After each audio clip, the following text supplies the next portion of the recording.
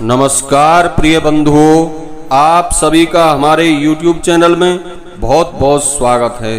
बंधुओं, आज के इस वीडियो में आप श्रवण करेंगे आषाढ़ मास के शुक्ल पक्ष की देवसैनी एकादशी की पवित्र पावनी कथा।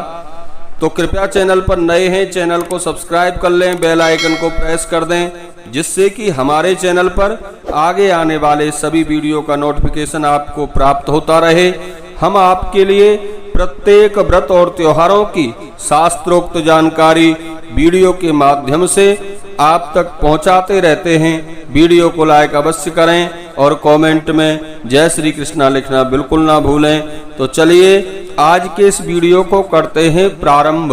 बंधुओं, एकादशी व्रतकर्ता को चाहिए कि एकादशी वाले दिन प्रातःकाल एकादशी व्रत का संकल्प करके भगवान नारायण की विशेष पूजा करें और भगवान की पूजा करने के उपरांत आप भगवान को एक तुलसी पत्र और यदि मंजरी सहित तुलसी पत्र भगवान को अर्पित करें तो हमारी पूजा का अनंत गुना फल प्राप्त होता है।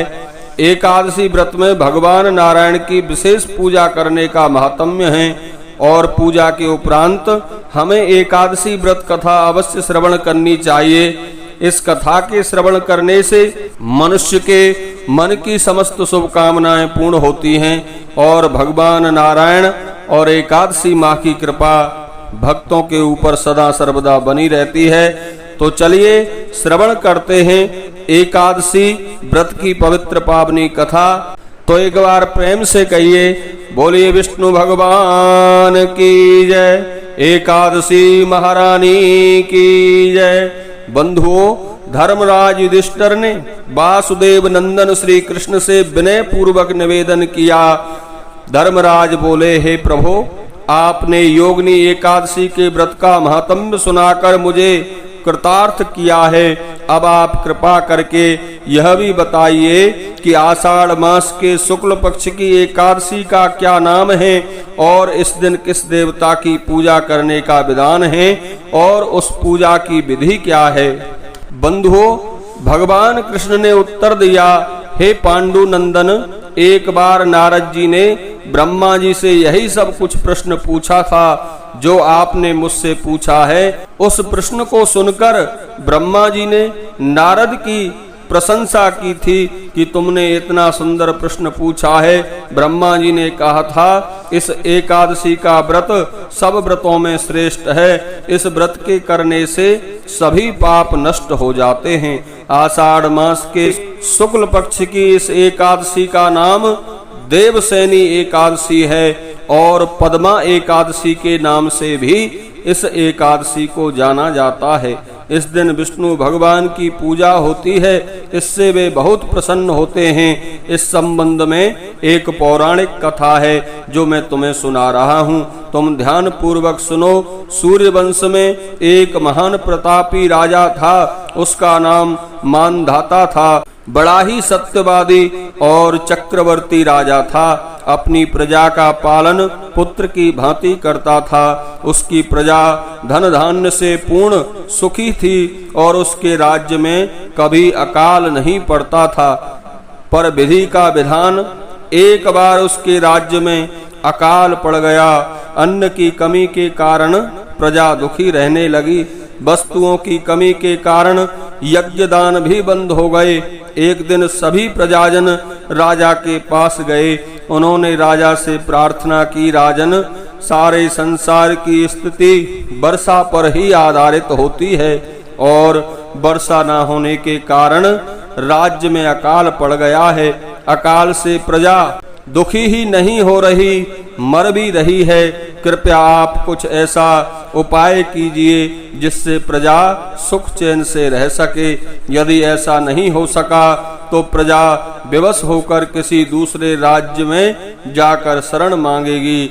बंधुओं, राजा मानधाता ने उत्तर में कहा, आप लोगों का कहना सर्वथा उचित है। वर्षा के अभाव से पूरी प्रजा दुखी है। मैं यह भी सोचता हूँ कि आप लोगों के दुखी होने का कारण मेरे किए हुए कोई पाप हैं, पर मुझे ऐसा नहीं लगता कि मैंने कोई ऐसा पाप किया है। फिर भी आप लोग चिंता ना करें, मैं इसका कोई ना कोई उपाय अवश्य करूंगा। राजा ने आश्वासन दिया तो प्रजाजन चले गए। राजा मानधाता ने पूजा की, फिर कुछ व्यक्तियों को साथ लेकर वन में गया। बहुत से ऋषि आश्रमों में घूमते घूमते अंत में राजा अंगिरा ऋषि के आश्रम पर जा पहुंचा, जो ब्रह्मा जी के पुत्र थे। ऋषि अपने नित्य कर्म से निवृत्त हुए थे। तभी राजा ने जाकर उन्हें प्रणाम किया।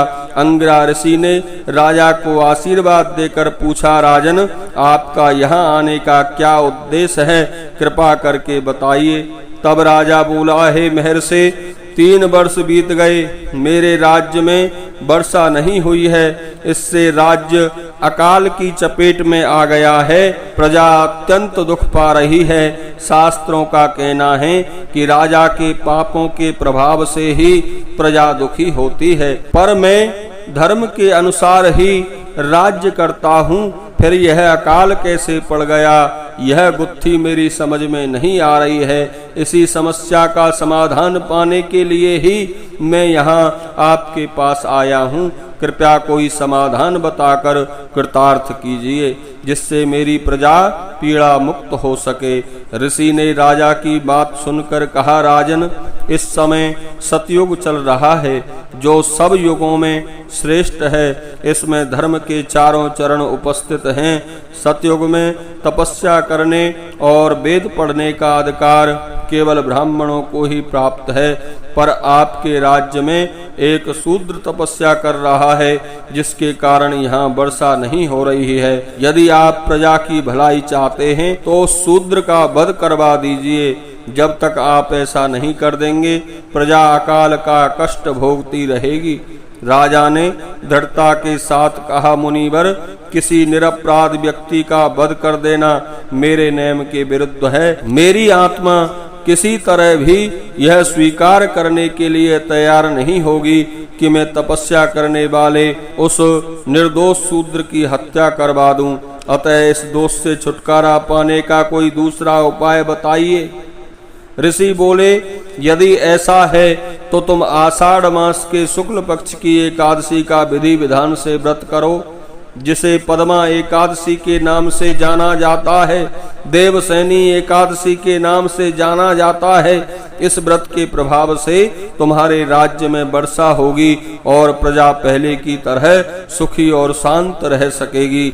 इस एकादशी का व्रत सिद्धि प्रदान करता है और उपद्रवों को शांत कर देता है। मुनि के परामर्श के अनुसार राजा ने देवसैनी पद्मा एकादशी का विधि पूर्वक व्रत किया। उस व्रत के प्रभाव से राज्य में वर्षा हुई और प्रजा सुख चैन से रहने लगी। इस एकादशी को देवसैनी एकादशी भी कहते हैं। इसका व्रत करने से विष्णु भगवान प्रसन्न हो जाते हैं। इस एकादशी का व्रत करने से मनुष्यों को मोक्ष की प्राप्ति होती है, अतः उन्हें यह व्रत अवश्य करना चाहिए। इस एकादशी में चातुर्मास व्रत की शुरुआत हो जाती है। आप सभी श्रद्धालुओं को मेरी ओर से एकादशी व्रत की बहुत बहुत शुभकामनाएं। नमस्कार, प्रणाम, जय श्री कृष्ण।